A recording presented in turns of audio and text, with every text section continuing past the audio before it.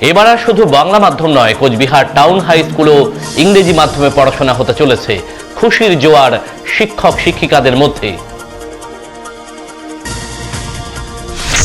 ফের চিতাবাঘের আক্রমণ, মাথাভাঙায় আক্রান্ত ব্যক্তি গুরুতর অবস্থায় চিকিৎসাধীন। বন দপ্তরের তরফে এলাকায় সচেতন করতে হলো মাইকিং।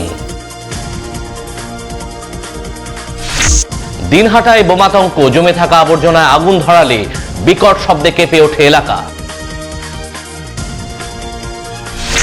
মুখ্যমন্ত্রীর দুদিনের সফর শেষে খুশির বার্তা রবি ঘোষের প্রতি। রাজ্য ভাওয়াইয়া সঙ্গীত প্রতিযোগিতায় আবারও দায়িত্ব পেলেন তিনি। তুফানগঞ্জ জাতীয় সড়কে পথ দুর্ঘটনা, বুধবার এই ঘটনায় এলাকায় চাঞ্চল্য ছড়ায়। মানবাধিকার দিবস উদযাপিত হলো কোচবিহারে। এদিন সিপিডিআরএস এর পক্ষ থেকে হয় এই কর্মসূচি। মুখ্যমন্ত্রী সফর শেষে তৃণমূলের স্থিতিশীল অবস্থা, কি বার্তা দিলেন তিনি? কৌতূহলী সাধারণ মানুষ।